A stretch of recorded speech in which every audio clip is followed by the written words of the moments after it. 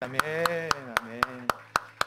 오늘 우리 찬양대 찬양 너무 감사합니다. 우리 귀한 주님의 평강, 또 하늘에 주시는 평화 감사해요. 너무 귀한 찬양 고맙습니다. 여러분 한 주간도 또 얼마나 세상 속에서 너무 수고하고 감사해요. 우리 옆에 있는 분들 같이 한번 인사하겠습니다. 오늘 여러분의 인사가 그분에게 하나님의 선물이 되도록 우리 함께 옆에 계셔서 너무너무 행복합니다. 뒤자로 한번 인사하겠습니다.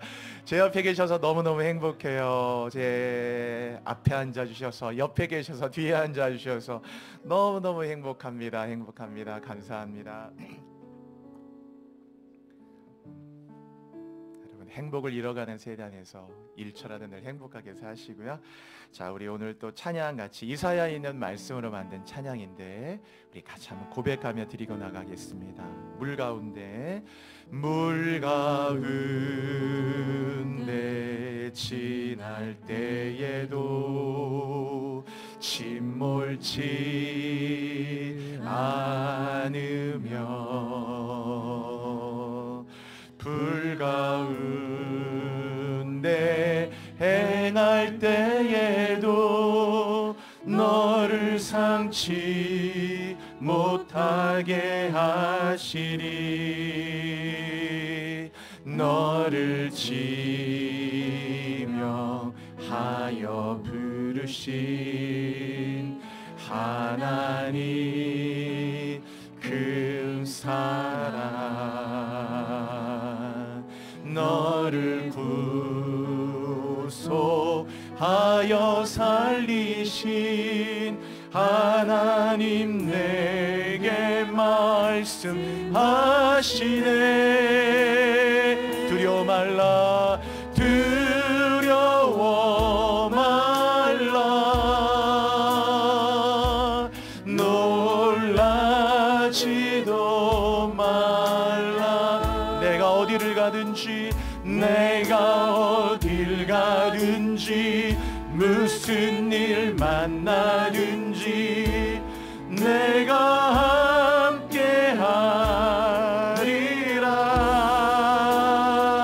두려워 말라, 두려워 말라, 놀라지도 말라. 내 너를 도우리라. 주님 약속하. 그래, 우리 한 번 더 고백합시다. 물 가운데 지날 때에도 침몰치 않으며 우리가 불 가운데 행할 때에도 너를 상치 못하게 하시리. 너를 지명하여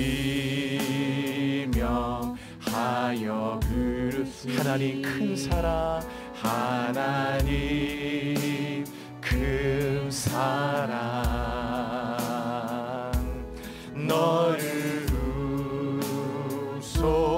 하여 살리신 하나님 내게 말씀하시네. 여러분 우리 함께 주님을 향해 두려워 말라 우리의 믿음의 고백으로 드리십시다.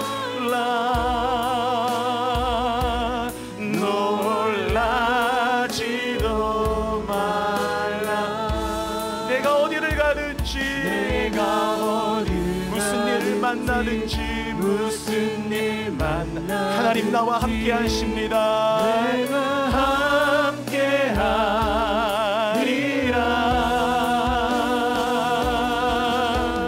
두려워 말라, 놀라지도 말라. 내 너를 붙들리라. 너를 도우리라. 주님, 여러분 우리 마지막으로 고백합시다. 여러분 손 들고 한번 찬양하겠습니다. 두려워 말라, 두려워 말라, 놀라지 말라, 놀라지도 말라. 여러분, 내가 어딜 가든지, 우리가 무슨 일을 만나든지, 여러분 주님이 나와 함께 하십니다. 내가 함께 하리라.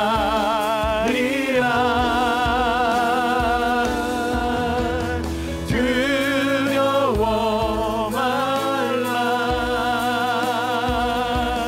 놀라지도 말라.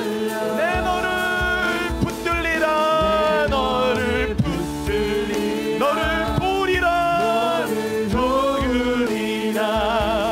주님 약속하, 내 너를 붙들리라, 내 너를 붙들리라, 너를 도우리라. 주님 약속하셨네. 하나님, 늘 상한 갈대 같고 꺼져가는 심지같이 연약한 저희들입니다.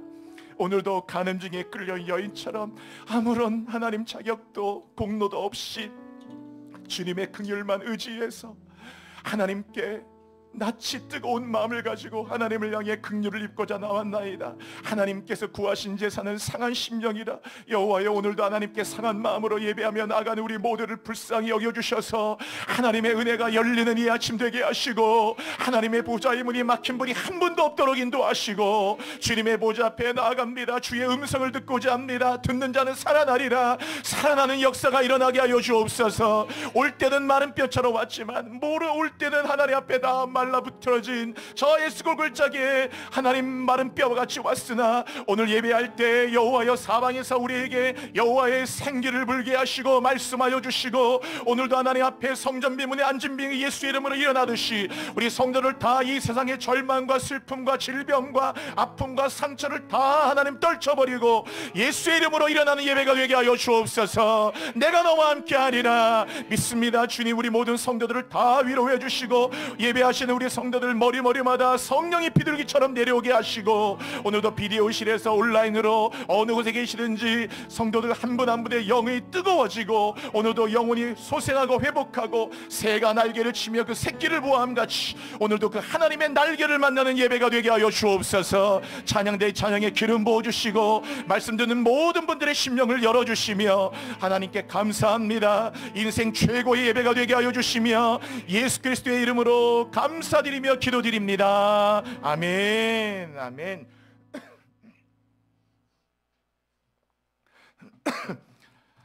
여러분, 의문이라는 말은 의심스러운 궁금증이라는 뜻을 갖고 있습니다. 뭔가 묻는 것 같은데, 의문은 사실은 묻는 것이라기보다는 답이 없는 것에 대해서 사실은 한탄하는 거와 비슷하다고 생각하시면 됩니다. 예를 들어서 정말 그런 걸까? 여러분, 질문이에요? 의문이에요? 그런 걸까? 나 될 수 있을까? 내가 뭘 할 수 있을까? 나를 받아줄 직장이 있을까? 내가 과연 사랑받을 자격이 있을까? 나는 늘 왜 이 모양일까? 질문입니까? 의문입니까? 나는 정말 이렇게밖에는 안 되는 걸까? 그게 내게 가능한 일일까? 다 의문이죠. 그래서 묻는 것처럼 보이지만 사실은 답을 구하는 것은 아니고, 그저 우리 안에 있는 한탄 혹은 자조 섞인 마음이나 한숨 같은 것들을 내뱉으면서 하는 말입니다. 그래서 의문은 언제나 우리를 부정적인 감정에 집중을 시켜요. 부정적인 감정에. 그래서 의문을 가지면 상당히 많은 자기 비하감을 갖습니다. 자신의 가치가 이게 스스로 깎아내려져요. 내가 정말 이런 걸 할 자격이 있나? 내가 여기 있어도 되는 건가? 내가 이렇게 대접을 받아도 되는 걸까? 내가 과연 이 일을 할 수 있는 그런 자격이 되나? 내가 하면 될까? 오히려 더 망가뜨리는 건 아닐까? 차라리 내가 빠지는 게 더 좋은 거 아닐까? 여러분, 질문입니까? 의문입니까? 그래서 상당히 의문 안에는 자신의 가치가 깎아내려지는 이런 비하감이 반드시 존재하게 돼 있어요. 그래서 상당히 많은 자존감이 이미 파괴되어 있는 거죠. 여러분, 이렇게 거울을 볼 때 내 자신의 모습을 볼 때 너무 좋고 행복한 모습으로 보이는 사람이 정말 건강한 사람이거든요. 거울 속에 비친 내 자신이 싫어요. 그런 외모도 싫고 이런 모습도 싫고 이런 모양새도 싫고 이런 현실을 사는 내가 싫어요. 그래서 거울을 본다는 것 자체가, 그런 내 모습을 본다는 것 자체가 정말 탐탁치 않고 기쁘지 않은 사람도 있어요.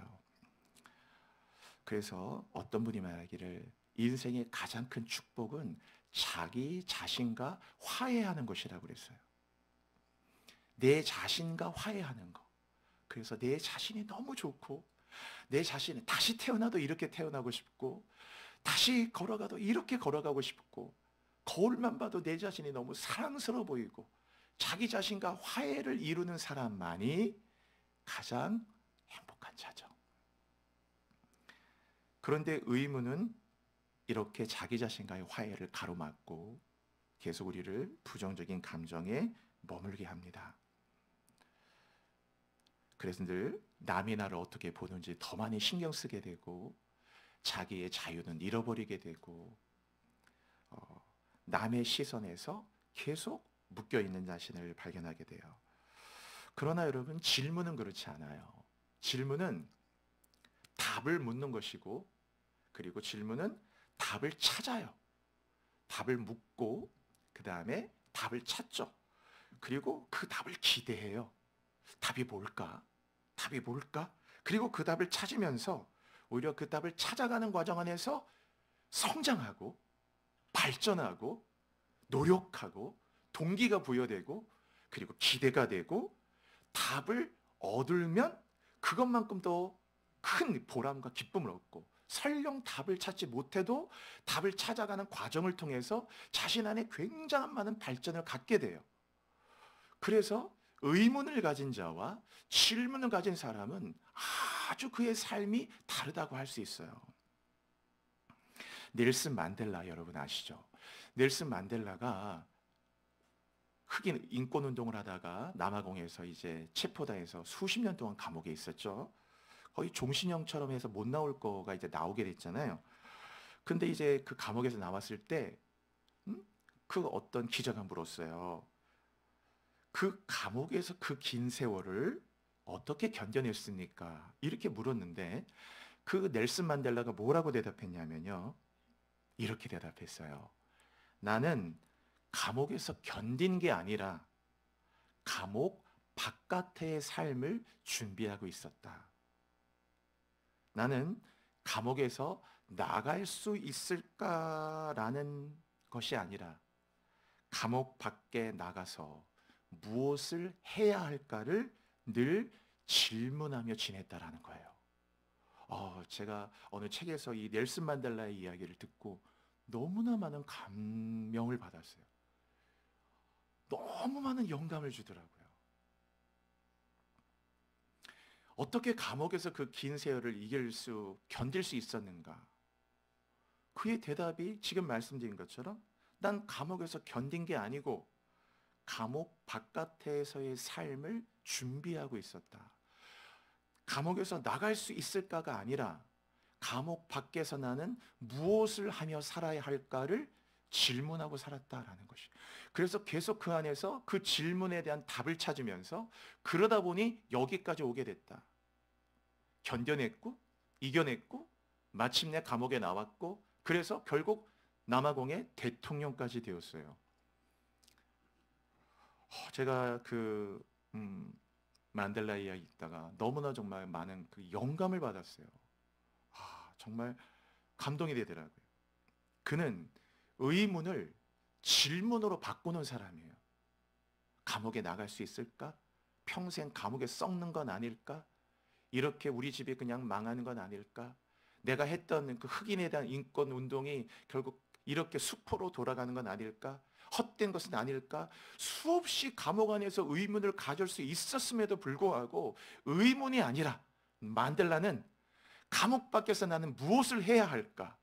감옥에 나가면 어떤 일에 내가 헌신해야 될까? 나의 남은 삶에 대해서 감옥 밖에서 나는 무엇을 할 수 있을까? 계속 그는 의문이 아니라 자신의 삶에 질문을 하면서 살아갔다라는 것이에요. 토니 로빈스라는 사람이 있어요. 이 사람은 내 안에 잠든 거인을 깨우라라는 유명한 책을 쓴 사람입니다. 제가 이 로빈스의 책도 한번 읽어봤는데, 이 토니 로빈스가 어느 날 엄청난 투자자였던 워런 버핏을 만났어요. 이 워런 버핏을 만난 다음에 이 토니 로빈슨이 물었습니다. 근데 워런 버핏 만나면 거의 대부분 똑같은 거 묻잖아요. 당신의 삶에서 가장 위대한 투자가 무엇이었습니까? 물었거든요. 그랬더니 워런 버핏이 주저없이 내 인생에서 가장 위대한 투자는 20살 때 데일 카네기의 강연을 들은 것이었다고 그랬어요. 20살 때 데일 카네기의 강연을 듣기 전까지만 해도 워런이 말하기를, 나는 내가 정말 이 일을 해낼 수 있을까? 이게 가능할까? 이러는 것에 내가 적합할까? 라는 것만 생각하고 살아왔는데, 바로 20살 누군가의 권유로 들었던 데일 카네기의 강연을 들은 다음부터 자신의 삶의 의문은 없어지고 내가 무엇을 하며 살아갈 수 있을까? 자신의 삶에 놀라운 영감 있는 질문을 갖게 되었다라는 것이에요. 여러분, 오늘 함께 이 주일을 3월의 마지막 주, 사순절의 넷째 주인데 드리면서 여러분 안에 어떤 의문이 있는지, 과연 여러분은 질문을 갖고 살아가는 사람인지 한번 잘 자신을 한번 돌아보고 생각해 보세요. 의문을 질문으로만 바꿀 수 있다면 그것은 삶의 방향이 바뀌고 생각의 방향이 바뀌고 우리의 삶은 새로워지고 놀라운 미래가 당연히 우리에게 열리게 되겠죠. 우리가 잘 알고 있는 톨스토이가 3가지 질문이 있었대요. 톨스토이가 항상 자신에게 매일마다 묻는 3가지 질문이 있었는데 그 질문이 자기가 되게 했다 그러더라고요. 매일 물었던 질문 3가지가 뭐냐? 톨스토이는 첫 번째, 인생에서 가장 중요한 시간은 언제인가? 그게 늘 매일마다 묻는 질문이었대요. 인생에서 가장 중요한 시간은 언제인가? 여러분은 뭐라고 대답하시겠어요? 어느 날 갑자기가 아니고 매일마다 묻는 거예요. 당신의 인생에서 가장 중요한 시간은 언제입니까? 자기에게 늘 질문했대요. 그리고 그의 대답은 뭔 줄 아셔요? 지금이었어요. 당신의 인생에서 가장 중요한 시간은 언제인가? 지금. 가장 중요한 사람은 누구인가? 지금 만나고 있는 사람. 가장 중요한 일은 무엇인가? 지금 내가 하고 있는 일. 이것을 매일 물었대요. 그래서 그는 매일매일의 삶이 가장 중요한 시간에 가장 중요한 사람을 만나면서 가장 중요한 일을 하면서 이렇게 가장 가치 있는 삶을 살아가게 됐던 것이 이 질문을 답하면서 살았기 때문에 그래요. 그래서 단 하루도 나에게는 가장 중요하지 않은 날은 하루도 없었다라는 거예요. 가장 중요한 시간은 지금. 가장 중요한 사람은 지금 만나고 있는 사람. 가장 중요한 일은 지금 내가 하고 있는 일. 오늘도 밥 먹고 우리도 설거지도 하고 여러분 많이 봉사하고 섬기시겠지만 그거 설거지를 하면서도 가장 이게 지금 내가 하는 일이 가장 즐겁고 운전하면서도 어떤 일을 하면서도 가장 내가 하고 있는 일이 가장 중요한 일이다. 그래서 매일매일 매 순간을 자신은 가장 가치 있고 귀한 삶을 살아왔다라는 것이에요. 좋은 질문을 갖는 것은요, 인생을 완전히 바꿀 수 있는 모멘텀이 돼요. 그 질문 하나가 내 인생에 항상 어떤 질문을 갖고 있는지, 그것이 인생을 바꿀 수 있는 모멘텀이 되거든요. 여러분, 젊은이란 말을 우리가 쓰잖아요. 우리는 젊은이 하면은 굉장히 진짜 나이도 어리고 조금, 그리고 굉장히 활기차고 굉장히 생동감 있고 뭐 이런 거 생각하잖아요. 젊은이 뭐 몇 세 때부터 몇 세라고 할 수는 없는데 보통 젊네, 아직도 젊으네 할 때 젊은이에요. 근데 여러분, 그 말의 뜻을 아셔요? 원래 젊은이라는 말의 뜻은요, 저것을 묻는 이라는 뜻이에요. 여러분, 우리 아이들 키워보시면 애들이 다 그러잖아요. 엄마, 저게 뭐야? 아빠, 저게 뭐야? 저게 뭐야? 이게 뭐야? 나중에 처음에 신기하다가 너무 많이 물으니까 아유, 그만 좀 물어봐라 좀. 계속 물어봐. 이게 뭐예요? 이게 뭐예요? 이건 뭐야? 아빠, 이게 뭐야? 이게 뭐야? 이게 뭐야? 계속 묻죠. 젊은이니까. 저것을 묻는 이예요. 저것을 묻는 이가 젊은이고, 그 묻는 이라는 젊은이에서 바로 우리가 생각하는 젊다, 생생하다, 살아있다, 건강하다, 힘이 있다, 이런 의미로 쓰는 그 뿌리에 어떤 의미가 있느냐? 물음을 갖고 있다라는 거예요. 이게 뭐예요? 저게 뭐예요? 저게 뭐예요? 이렇게 계속해서. 반대로 여러분, 늙은이라는 말, 우린 보통 나이가 드신 분을 뜻하는 단어예요. 그런데 이 늙은이라고 하는 말은 또 어디서 온 줄 아셔요? 늙은이라는 말을 쓸 때 이 말은 늘 그런 이라는 말이에요. 영어로 same as ever. 늘 그런 거예요. 궁금증도 호기심도 하고자 함도 없어요. 늘 그러니 바로 그것이 늙은이에요. 뭔가 이렇게 볼 때 아이고, 우리는 보통 뭐 이거 애늙은이다 이런 말도 쓰잖아요. 보통 그것이 우리가 노화됐다 이런 의미의 그게 아니고, 그 늙은이란 말 자체가 늘 그런 거예요. 늘 어떤 볼 때 그 물음 질문이 없는 것이죠. 믿음의 사랑이 더해지면 헌신하게 되고, 믿음의 질문이 더해지면 그는 구도자가 되는 것이거든요. 그러니까 믿음의 길을 걸어간다는 자체가 참 귀하죠. 오늘 우리가 요한복음 21장 읽었거든요, 본문에. 자, 21장에 이 베드로는요, 21장의 베드로가 여러분이 아시는 것처럼 예수님을 3번이나 부인했어요. 그래서 이미 베드로는 다 잃어버렸어요. 명예, 신앙, 신뢰. 뭐 신뢰를 잃어버리면 다 잃어버린 건데 안 잃어버린 게 없어요. 베드로는 누굽니까, 여러분? 그 제자들 가운데서도 가장 앞에 일했던 사람이에요.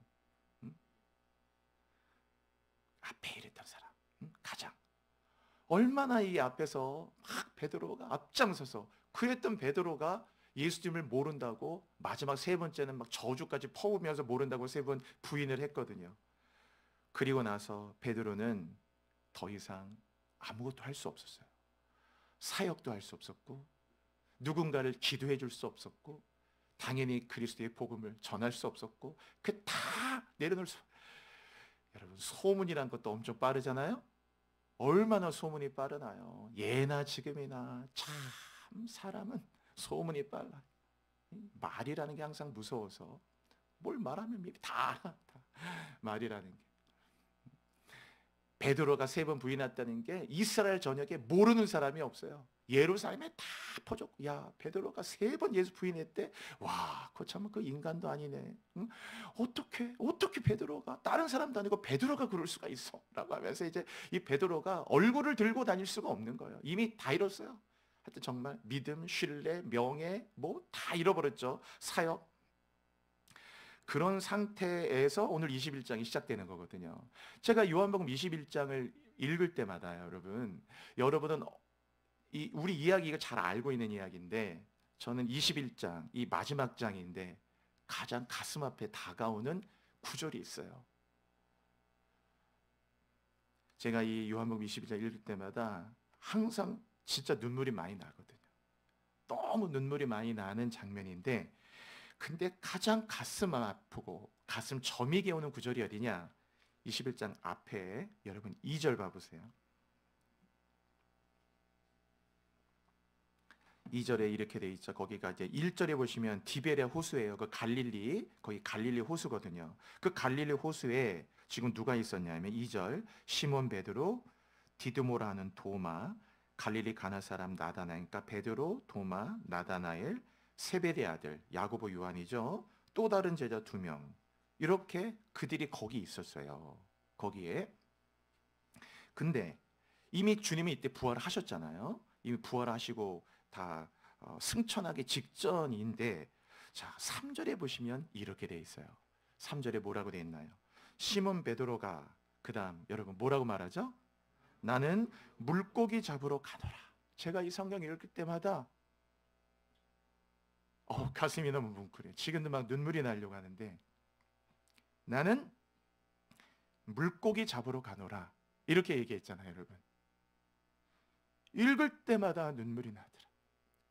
이 말이 여러분 무슨 말이에요? 여러분 베드로가 원래 누가복음 5장에 주님 만난 다음에 여러분 이 베드로는 그 물고기 엄청 잡았거든요. 깊은 데 가서 금을 내리라 그래서 얼마나 물고기를 많이 잡았는지 자기 배도 안 돼서 동무의 배를 배워서 2배를 채울 정도 많은 물고기를 잡았고, 그때 주님 뭐라고 합니까? 베드로야, 지금까지 너는 물고기를 잡았지만 이후로는 너는 사람을 낚는 어부가 될 것이라.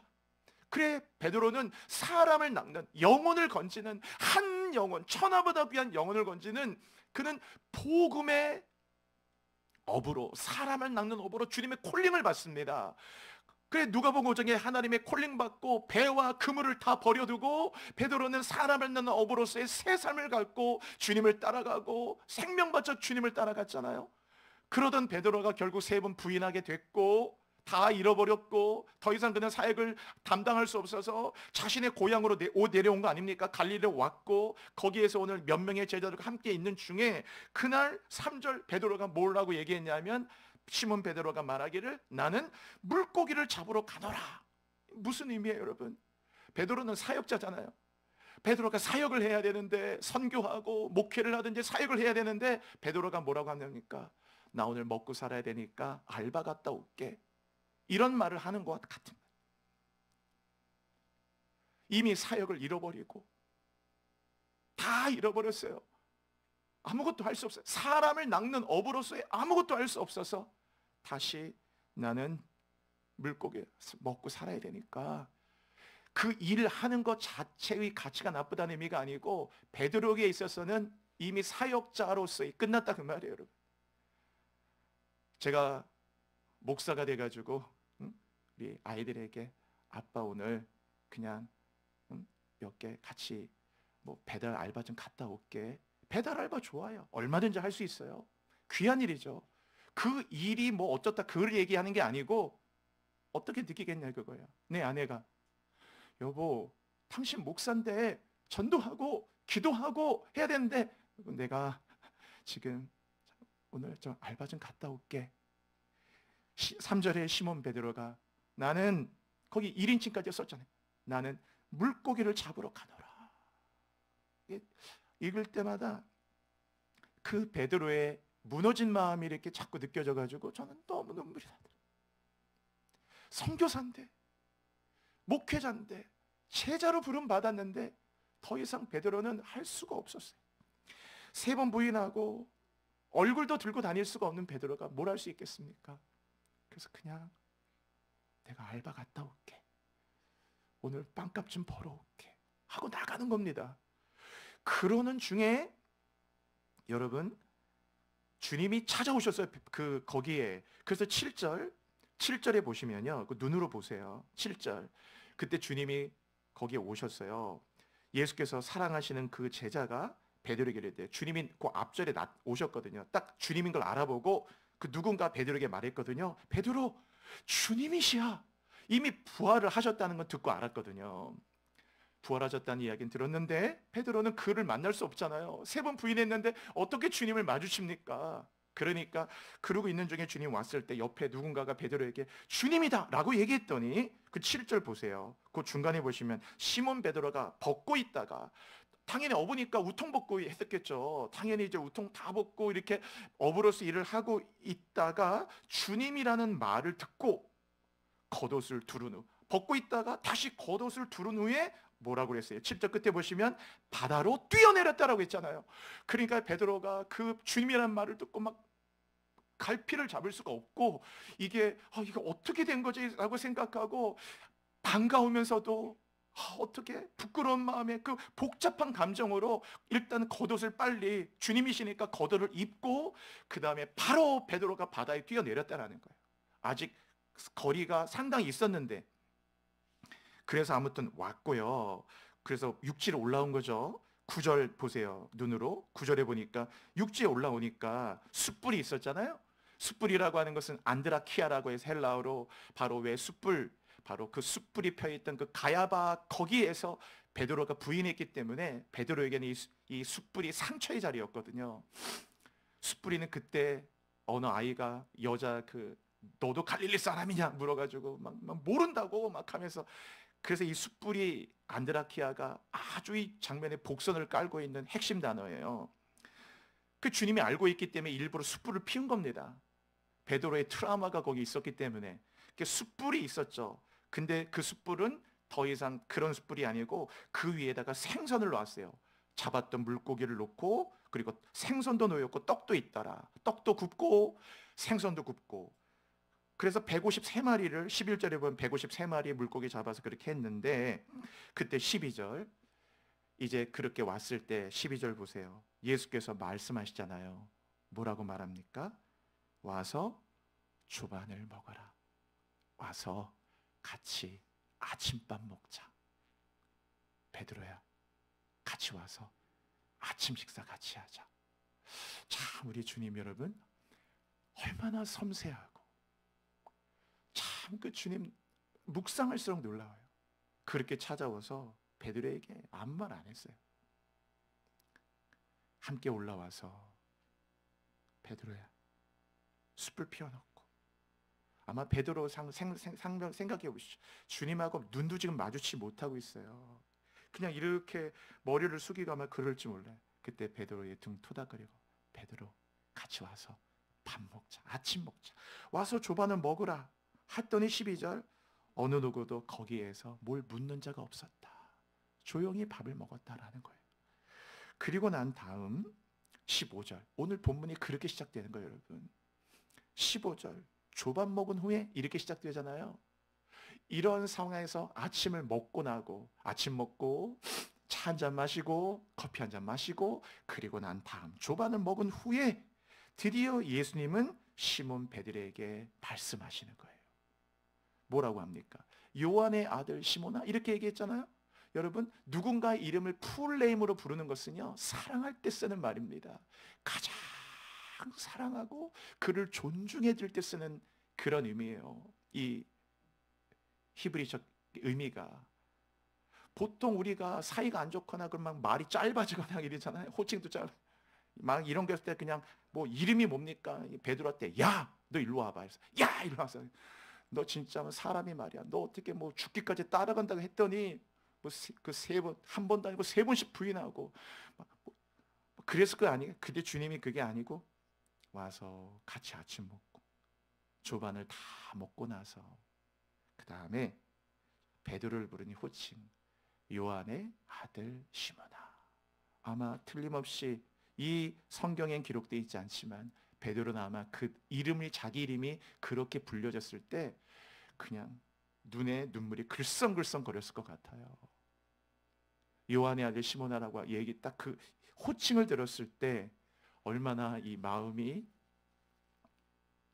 녹아내렸을까요? 그렇죠?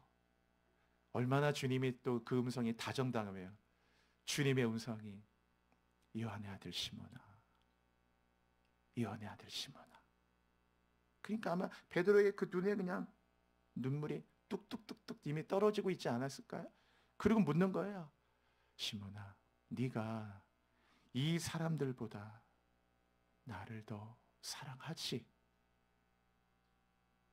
딱 이 이야기 들었을 때 베드로가 뭐라고 얘기합니까? 거기에 답을 써놨어요. 베드로가 주님 그리하나이다.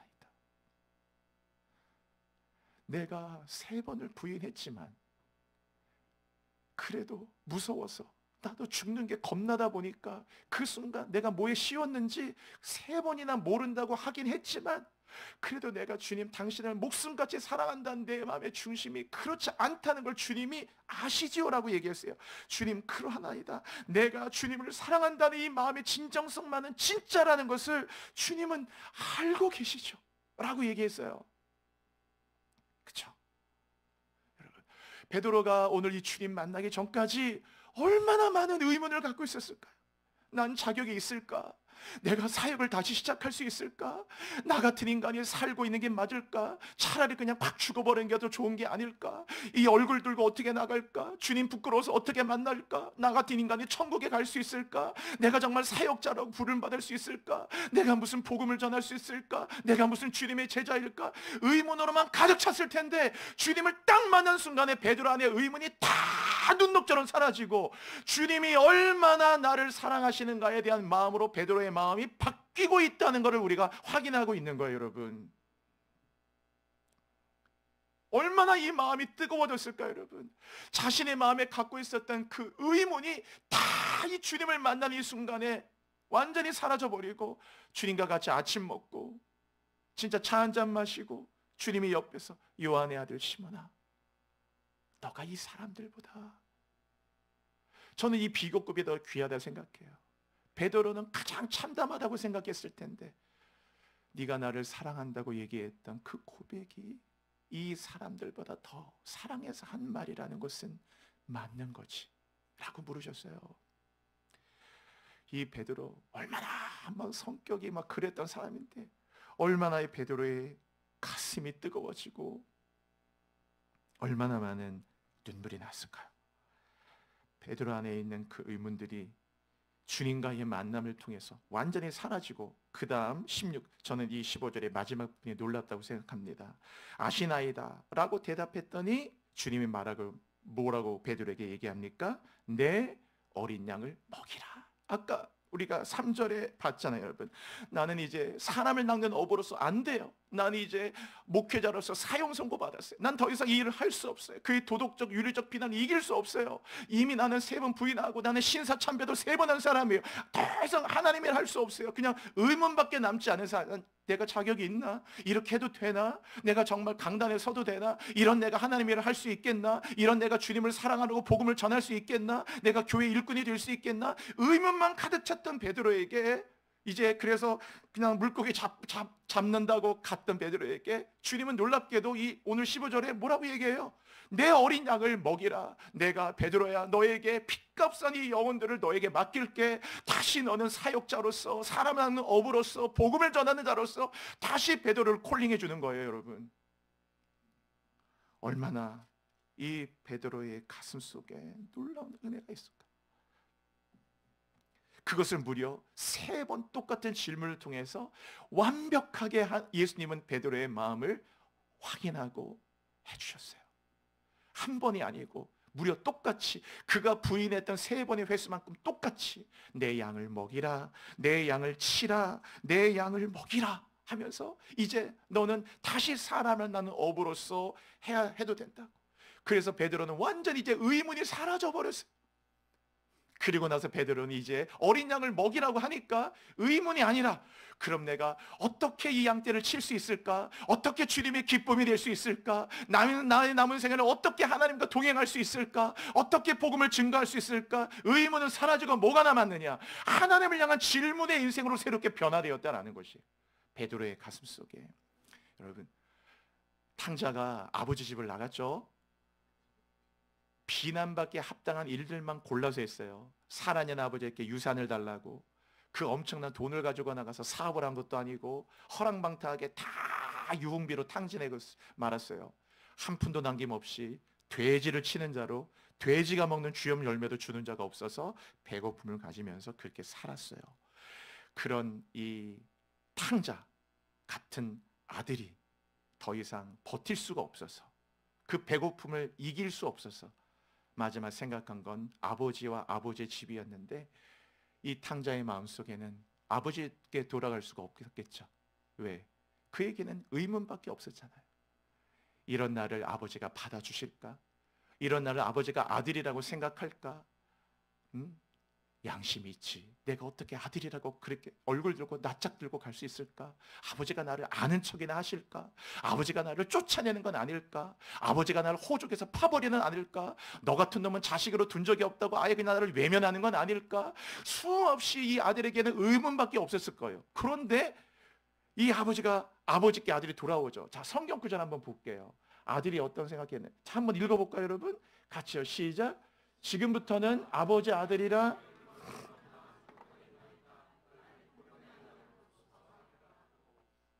이 아들의 심리 상태가 이런 거예요. 내가 지금부터 아버지 아들이라 일컬음을 감당하지 못하겠나이다. 내가 아들의 아들이라고 불려도 되나? 자격이 있나? 살아있는 아버지한테 이거 완전 뭐 자식도 아니고 아버지만 유산 내놓으라고 해서 이런 내가 자식일까? 난 정말 인간도 아니다. 뭐 이런 마음속에 의문으로만 가득했을까? 그래서 그래도 겨우 그냥 품꾼, 그냥 그 노예 같은 노예의 한 사람이라도 여겨주셔서 먹을 것만이라도 주시면 좋겠다, 이런 마음의 의문만 갖고 있었거든요. 근데 여러분, 이 아들이 아버지께 돌아왔어요. 돌아왔더니 아들의 예상과는 전혀 다른 일이 일어나는 겁니다. 아들도 믿기지가 않았어요. 어떻게 상검하건대 아버지가 아들을 먼저 알아보고 아버지가 달려오죠.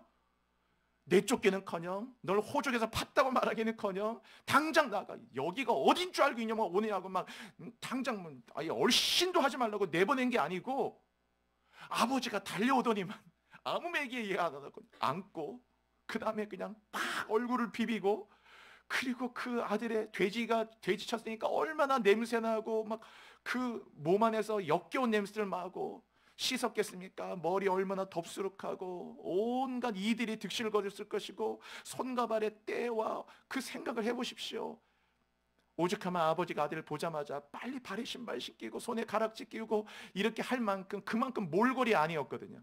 그런데도 아버지가 이 아들을 다 끌어안더니만 그냥 계속 그렇게 기뻐하면서 완전히 자기가 생각했던 거와 여러분, 그 주변에 있는 많은 이 동네 사람들이 얼마나 수군거렸겠어요. 저 아들같이 아들이 돌아왔대. 다 유산아 가져가더니만 탕진하고, 아니 어떻게 낯짝을 들고 돌아와. 그런데 저 아버지는 또 어떻게 또 저런 걸 또 아들이라고 또 받아준대. 저게 뭐야? 세상에 뭐 저런 뭐 콩가루 집안이 어디 있어? 별말을 다 했을 거 아니에요. 아버지는 아들을 개의치 않아요. 아들의 모든 예상을 빗나간 게 그게 아버지예요. 그래서 누가복음 15장은 아들을 말하는 게 아니고 인간의 모든 계산과 상식과 합리성을 벗어난 이 아버지의 엄청난 사랑을 보여주는 거거든요. 그 탕자의 비유가 아니고 아버지의 사랑 비유란 말이에요. 사실 그 핵심은 우리의 예상을 다 빗나가요. 아니 정말 이게 진짜라고 할 만큼. 그래서 진짜 이 아들에게 막 그런 일이 일어나죠. 막 마치 탕자로 돌아오는 다 유흥비로 탕진하고 정말 그렇게 돌아오는 아들인데, 이 아버지는 어떻게 아들을 맞아주느냐? 옛날에 여러분 장원급제 하는 거 있죠. 응? 옛날에 장원급제 하면은 여기다가 이거 장원급제한 거 이게 딱 그 모자를 쓰고, 어사모라고 하는 거요. 이 딱 그 임금이 주신 딱 그 장원급제한 모자를 쓰고 막 그 동네에 금이 환영하잖아요. 아니 지금 탕자가 돌아오는 게 아니고 장원급제한 아들이 돌아오는 것 같아.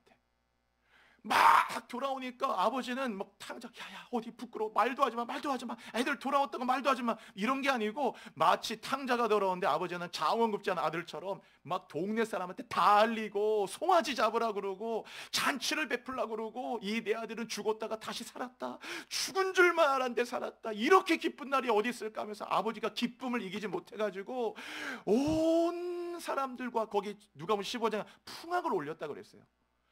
큰 그 형의 그 풍악의 소리를 들었다 그랬잖아요. 풍악의 소리를 들리고 잔치 소리 들리고 노랫가락이 나오고, 아니 탕자가 돌아오는데 장원급제한 아들이 돌아왔네요. 믿어지지 않는 일들이 그 아들에게 임한 거예요, 여러분. 아들이 아버지를 못 만날 때는 온갖 의문으로만 가득 차 있었는데 진짜 이 아들이 아버지를 만나고 나니까 자격 있나? 나 같은 게 사람인가?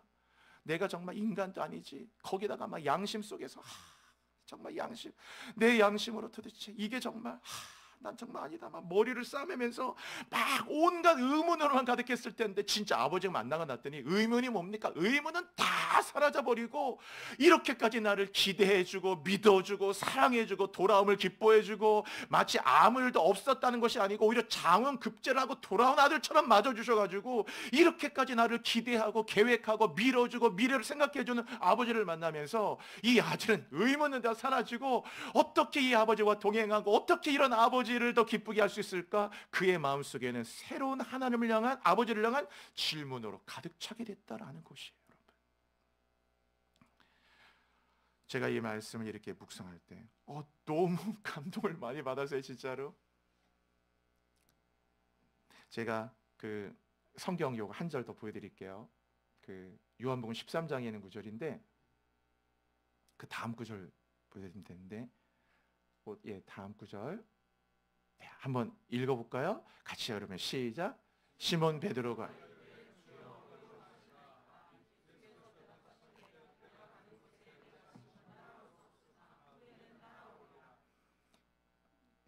여러분 우리 성도잖아요. 우린 교인이잖아요. 우리는 우리의 예상을 빛나는 아버지의 사랑을 받고 사는 겁니다. 은혜라는 것 자체가 믿어지지 않는 하나님의 은총이거든요. 그것이 있기 때문에 소망의 끈을 안 놓는 거예요. 사람이 비난한다고 내 양심에 찔려서 수없이 많은 자괴감으로 이런 상황으로 그 무엇에 사탄은 끊임없이 우리 마음에 의문을 품게 하거든요. 여러분, 하나님은 결코 우리에게 의문을 품게 하지 않아요. 사탄은 내 마음속에 끊임없이 욥기를 보십시오. 넌 사랑받지 못하는 거야. 너는 죄가 많아 그런 거야. 네가 이렇게 불행한 것은 하나님이 너를 원하지 않기 때문에 그런. 끊임없이 정말 그런가? 내가 하나님께 합당하지 않은가? 내가 잘못 사는 걸까? 나는 정말 자격이 없는 걸까? 끊임없이 사탄 우리들의 마음속에 의문을 갖게 합니다. 결국 안 되는 건가? 결국 내 생은 결국 이렇게 끝나는 건가? 우리 집은 못 일어나는 건가? 결국 난 이렇게 되는 건가? 결국 하나님은 날 이렇게 되는 건가? 항상 자신의 삶에 대해서 계속해서 거기다가 이 양심을 이용해서 양심을 통해 계속 사탄은 우리 양심을 공격하거든요. 넌 양심도 없냐? 응? 너 스스로 생각할 때 그래서 그 양심을 통해 그 의문을 증폭을 시킵니다. 그래서 더 일어나지 못하도록 완전히 우리를 주저앉혀버려요. 내가 그냥 죄가 많아서 그런가? 응? 하나님 날 별로 안 좋아하시나? 내가 뭔가 합당치 않은가? 하나님 내가 그렇게 탐탁치 않은가? 하나님 내가 별로 기쁨이 되지 못하나? 계속적으로 마음속에 의문을. 근데 여러분, 하나님은 단 한 번도 우리에게 의문을 품게 하신 일이 없어요. 지금 여러분 요한복음 21장에 이 베드로를 만나신 주님을 보십시오. 누가복음 15장에 돌아온 탕자를 맞이하는 아버지를 보세요. 전혀 의문을 품게 하는 게 아니고 오히려 그분을 만날 때, 주님을 만날 때 인간의 의문은 다 사라져 버리잖아요. 여러분, 얼마나 우리를 기대해 주시는지, 놀라운 계획을 갖고 계시는지. 아니, 의문이 아니라 오히려 기대감으로 다시 할 수 있겠구나, 일어날 수 있겠구나, 하나님 여전히 나와 함께 하신구나, 아니 더 사랑하시는구나. 이건 완전히 탕자가 아니라 장원급제한 아들처럼 맞아주시고, 베드로를 마치 더 하나님을 사랑했던 자와 같이 내 양을 맡긴다, 내 어린 양을 먹이라, 내 양을 맡긴다 베드로에게 하면서 오히려 베드로를 세워주시고, 여러분 얼마나 놀랍도록 이렇게 만들어주시는지. 그래서 성도의 삶에는요, 오늘 이 시간 이후로 여러분 안에 의문이 찾아올 때마다 의문은 절대로 하나님이 주신 마음이 아니라는 걸 아시고 의문을 다 몰아내시기를 바랍니다. 그 절대로 하나님이 주신 마음이 아닙니다. 여러분 속에 드는 그 의문들, 이런 내가 자격 있나? 이런 내가 하나님께 복을 받겠나? 여러분, 다 그 어떤 식의 의문도 절대 그건 하나님 주신 마음이 아니에요. 그 모든 의문들은 다 사라지고 여러분 안에 이제 질문이에요. 제가 인간은 건강한 질문이 모멘텀이 된다고 그랬잖아요. 제가 성경 안에 인간이 하나님께 질문을 갖는 것은 놀라운 축복이거든요. 아까 톨스토이가 아까 그냥 세 개의 질문으로 그는 그의 인생을 가장 귀한 시간이 지금, 가장 귀한 사람이 지금 만나는 사람, 가장 귀한 일이 지금 하고 있는 일, 이 질문 세 개를 통해서 단 하루도 단 한순간도 가장 귀하지 않은 시간을 보낸 일이 없도록 그는 살았다고 했거든요. 여기 말씀 좀 계속 띄워주세요. 그랬거든요. 그랬더니 그 질문 하나가 그 인생을 바꿔버렸잖아요. 여기 말씀 다시 좀 부탁드릴게요. 성경에 나오는 많은 질문들이 있는데 그 많은 질문 가운데 저는 이 요한복음 13장에 있는 질문이 너무 저의 감동을 많이 갖고 왔어요. 여러분, 시몬 베드로가 물었어요. 여러분, 뭐라고 물었나요? 주여, 어디로 가시나이까? 물었잖아요. 저거 헬라어로 퀴리에 푸 휘파게이스라는 말이에요. 주여 어디로 가시나이까? 퀴리에 푸 휘파게이스. 여러분, 베드로가 뭘 물었느냐? 주여 어디로 가시나이까? 대부분의 사람들은요, 뭘 묻는 줄 아세요? 내가 어디로 가야 됩니까? 주님, 제가 어디로 가야 되죠? 주님, 제가 무엇을 해야 되죠? 주님, 제가 어디에 있어야 되죠? 주님, 제가 이 순간에 무엇을 해야 되죠? 대부분의 사람들은 다 그거를 물어요. 그런데 제가 이 말씀 묵상하다가 이 요한복음 13장의 질문을 보고 너무나 큰 감동을 받았고 너무나 큰 회개가 됐고 제 믿음의 패러다임을 완전히 바꾸는 결정적인 모멘텀 같은 말씀이었어요. 이 말씀이 베드로는 주님께 무엇을 물었느냐? 주여 어디로 가시나이까? 내가 어디로 가야 됩니까? 묻지 않았고 내가 무엇을 해야 됩니까? 내가 갈 곳은 어디입니까? 를 묻지 않았다라는 거예요. 왜? 믿음이란 주님이 계신 곳으로 가는 거예요. 구름 기둥을 따라가야죠. 불 기둥을 따라가야죠. 믿음이라는 것이 불기둥이 나를 따라오는 게 아니고 불기둥을 따라가야죠. 낮에는 구름기둥, 밤에는 불기둥을 따라가는 것이죠. 구름기둥과 불기둥으로 인도하시는 주가 계시오니 부르심 받아 나서는 이 몸 두렵지 않아. 그렇죠? 믿음이란 자체가 뭡니까, 여러분? 언제나 주님이 계신 그곳을 향해 나가는 거잖아요. 제가 이 질문을 보면서 뭘 생각하게 됐냐? 나는 뭘 물었느냐를 돌아보게 됐어요. 늘 저도 목사인데도 뭘 물었느냐? 주님, 제가 뭘 해야 됩니까? 내가 어디로 가야 됩니까? 지금 어떻게 해야 됩니까? 항상 내 중심적인 것만 묻는 거예요. 그런데 오늘 이 성경 안에 이 베드로는 주님께 이 베드로의 질문이 얼마나 크게 다가오는지, 정작 내가 물어야 되는 가장 귀한 질문이 내게 없었구나라는 걸 알게 됐어요.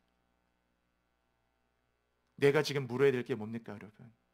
아무리 회사가 힘들어도, 아무리 매출이 반토막 났어도, 아무리 지금 가정 안에 무슨 일이 있어도, 지금 그럴수록 내가 물어야 되는 질문이 뭐예요, 여러분? 주님, 내가 어디로 가야 됩니까가 아니고, 내가 무엇을 해야 됩니까가 아니고, 뭡니까? 주여, 당신은 어디로 가시나이까? 내 시선을 주님을 향해 놓치지 않도록, 내가 끝까지 주님을 바라보도록, 믿음이란 자체가 나의 성공과 실패가 아니라 끝까지 주님을 따라가는 것이기에 우리의 질문은 언제나 주님, 당신은 어디로 가십니까? 그거를 계속 물어야죠. 이 질문 속에 우리를 살리는, 여러분 견인차라는 거 아시죠? 견인차가 와가지고 어떤 차를 쭉 끌고 가면 이 차는 견인차 때문에 끌려가잖아요. 질문이란 것 자체는 내 인생의 견인차와 같아서 그 질문이 내 인생을 계속 끌고 가거든요. 때로는 골짜기를 만나고, 때로는 눈물의 골짜기를 만나도 내 너를 지키리, 눈물의 골짜기 지날 때 막 지나도 계속해서 견인차가 우리를 끌고 가잖아요. 하나님을 향한 나의 질문이 내 인생을 계속해서 고난도 슬픔도 눈물의 골짜기 계속 끌고 가는데, 그 내가 품어야 될 가장 귀한 질문이 무엇일까? 성경에 많은 질문이 있지만 인간이 품고 하나님께 갖고 될 가장 귀한 질문, 바로 그것이 주여 어디로 가시나이까? 라는 것이라는 거예요. 왜? 주님이 계신 곳에 내가 있는 게 믿음이고, 주님이 가시는 곳에 내가 가는 게 믿음이고, 주님이 있는 그곳에 내가 있는 것, 바로 그것이 순종이고, 그것이 승리고 성공이고 축복이기 때문에 그런 것이죠. 주님이 계신 곳, 그곳에 나 거하리. 그곳에. 그러나 우리의 대부분 그렇게 묻지 않아요. 그래서 이것을 우리 주여 어디로 가시나이까? 라틴어로 말할 때요, 주님이란 말은 도미노란 말입니다. 도미노. 어디로 쿠오 가시나이까? 바디스. 그래서 주여 어디로 가시나이까? 도미노 코바디스란 말이에요. 저것을 영화로도 만들었어요. 그 제목 그대로 코바디스란 영화. 도미노 코바디스. 얼마나 회개가 되는지, 얼마나 우리가 우리 중심에 서서 있는지, 결국 그것이 우리를 더 약하게 만들고 더 길을 잃어버리게 만들고 더 병들게 만들잖아요. 진짜 우리가 가져야 될 질문은 내가 어디로 가느냐가 중요한 게 아니고 주여 어디로 갑니까? 여러분, 목자와 양이 있다고 생각해 보세요. 양이 목자에게 가가지고 목자에게, 양이 제가 어디로 가야 됩니까? 양은 목자에게 그런 거 물어보지 않아요. 오히려 거꾸로 양이 목자에게 물어야 될 게 뭡니까? 목자여 어디로 가십니까?를 물어야 되잖아요. 양은 목자를 따라가면 됩니다. 그러면 그곳이 푸른 초장이고 쉴만한 물가고 그것이 지킴을 얻는 것이고 양의 가장 윤택한 곳이에요. 양이 목자에게 내가 어디로 가야 됩니까? 묻지 않아요. 목자여 당신은 어디로 갑니까? 라고 양은 목자를 따라가면 되는 겁니다. 우리의 삶에 많은 게 있죠. 우리가 매일마다 하나님께 가질 질문이 뭡니까? 주여 어디로 가시나이까? 코 바디스의 적에 더미너 코 바디스. 하박국도 질문해요. 하박국 전체가 질문하고 묻는 건데, 오늘 이제 말씀 이 하박국 정리해서 마치겠어요, 여러분. 하박국이 늘 질문하거든요. 성문에 올라가서 하박국은 늘 뭘 묻느냐? 왜를 물어요. why를 물어요. 이게 왜 악인이 이렇게 승리합니까? 왜 하나님을 믿는 자들이 고통을 받아야 됩니까? 왜 악인이 또 이기는 것처럼 보입니까? 왜 이렇게 의인이 이렇게 힘이 없습니까? 왜 하나님이 없는 듯 보이십니까? 왜 우리가 이걸 참아야 됩니까? 하박국이 성내에 올라가서 계속 왜를 물었어요. 왜 하나님을 따른 이들이 왜 이렇게 고통을 더 많이 받는 듯 보이고 악인들은 저렇게 편안하게 사는 것처럼 보입니까? 왜 그래야 됩니까? 왜 그래야 됩니까? 그런데 놀라운 것은요, 왜라고 물었는데 하나님은 뭘로 대답해 준 줄 아세요, 여러분? why라고 물었던 하박국에게 하나님은 who로 대답해 주셨어요. 하나님이 어떤 분이신지, 하나님이 인간의 생과 사를 주관하고 인간의 역사를 어떻게 주관하고 영원하신 하나님 앞에 인간이 갖고 있는 60년, 70년, 80년의 이 시간의 정점이 얼마나 짧은지, 네가 형통이라 하는 형통이 그게 진정한 형통인지, 그것이 어떤 것인지 하나님이 왜라고 물었던 하박국에게 하나님은 후라고, 하나님이 누구인가를 물어야 된다는 것으로 대답해 주셨어요. 신약에도 나옵니다. 막 갈릴리에 풍랑이 일어났을 때 바람과 파도를 주님이 잠재웠잖아요. 그 사람들이 뭐라고 했는 줄 아세요? 저가 누구이기에 바람과 파도도 순종하는가? 여러분, 하나님이 어떤 분이신가를 묻는 질문이, 왜 이렇게 악인이, 왜 이렇게 죄가, 갖고 있는 우리의 모든 질문에 대한 저가 누구이기에 바람과 바다도 순종하는가? 하나님이 어떤 분이신가를 알게 되어질 때 우리가 갖고 있는 왜라는 모든 질문에 대한 온전한 답이 된다는 것이에요. 오늘 여러분 말씀 마치겠습니다. 이 땅을 살면서 우리는 늘 의문을 많이 가져요. 오늘 이후로 여러분 안에 있는 모든 의문을, 진짜 하나님 만났을 때 의문을 존재하지 않아요. 하나님 나를 포기하지도 않고 사랑합니다. 의문은 다 여러분 앞에 사라지기를 바라고, 하나님 앞에 여러분이 오늘 주여 당신은 어디로 가십니까? 하나님을 향한 거룩한 질문으로 끝까지 하나님 당신은 누구입니까? 그 하나님에 대한 답을 알아가시면서 여러분의 삶의 가장 강력한 자리, 하나님과 함께하는 자리, 믿음의 승리를 누리시기를 주의 이름으로 축복합니다. 우리 함께 기도하겠습니다. 여러분, 이 시간에 주님, 우리 안에 있는 모든 의문들 오늘 다 요한복음 21장의 베드로처럼 사라지게 하시고 내 안에 나를 향한 놀라운 계획들과 하나님의 나를 갖고 놀라운 사랑들을 기억하며 의문이 아니라 하나님을 향한 거룩하고 기대감 있는 놀라운 질문으로 나간 인생 되게 하여 주옵소서. 우리 함께 여러분 자신의 인생을 결단하시면서 우리 다시 한번 주여 세 번 뜨겁게 부르짖고 간절한 마음으로 함께 기도하시겠습니다. 주여 주여 주여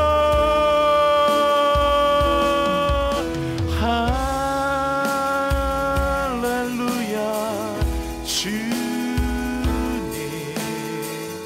주님의 임재 주님의 사랑으로 주의 그 율로 주님 우리를 불쌍히 여겨주십시오. 오늘 하나님 앞에 정말 나를 사랑하실까? 나는 자격이 있는 것일까? 얼마나 우리에게 찾아오는 많은 이 의문들을 오늘도 하나님 주님을 만났던 베드로에게 의문이 사라지듯이 온전히 인생의 모든 의문은 다 사라지도록 인도하시고 오늘 하나님 앞에 우리의 미래, 우리의 삶, 우리를 향한 비전과 계획과 소명을 향한 하나님 주여 당신은 누구십니까? 주님 당신은 어디로 가십니까? 오 도미노 코바리스 언제나 주를 향한 질문을 가지고 다시 한번 일어나는 우리 교우들 되도록 인도하여 주옵소서. 의문을 질문으로 바꿔놓게 하여 주시고 아버지 앞에 하나님을 향한 질문을 가지고 이 거룩한 대답을 향해 나아가며 매일마다 영적으로 승리하는 우리 교우들 되도록 인도하여 주옵소서. 세상이 주는 시련, 세상이 주는 실패, 세상이 주는 아픔, 이 세상이 주는 상처 여기에 하나님 지는 자 되지 말게 하시고 주여 당신은 어디로 가십니까? 하나님 당신은 어떤 분이십니까? 매일마다 하나님께 하박국처럼 물으며 오늘 베드로처럼 물으며 주를 향한 질문으로 믿음으로 승리하도록 인도하여 주십시오. 주여 우리와 함께하여 주옵소서. 놀라운 은혜와 역사로 함께하여 주십시오. 이 교우들 한 분 한 분들마다 하나님의 놀라운 계획으로 일어나도록 인도하여 주십시오. 주님을 찬송합니다. 찬양합니다. 오 주님 아멘 아멘. 난 노래하리라 난 노래하리라 천한 나를 돌아보시 구세주를 찬양해 하늘 닿는 곳까지 내 손 들리라 예수 나의 치료자. 하나님 아버지 우리 모든 교우들을 축복합니다. 살아가는 게 너무 힘든 세상, 끊임없이 많은 의문만 가득한 세상 가운데에서 오늘 하나님 베드로의 그 탕자에 하나님 만난 사람들의 의문이 다 주님 만나고 없어지고 아침 한개처럼 없어지고 주를 향한 기대와 소망으로 하나님을 향해 새로운 영적 질문으로 일어났던 백성들처럼 우리 교우들 다 세상을 감당할 수 없는 거룩한 신실한 예배자로 일어나게 하여 주옵소서. 예수 그리스도의 이름으로 기도합니다. 아멘.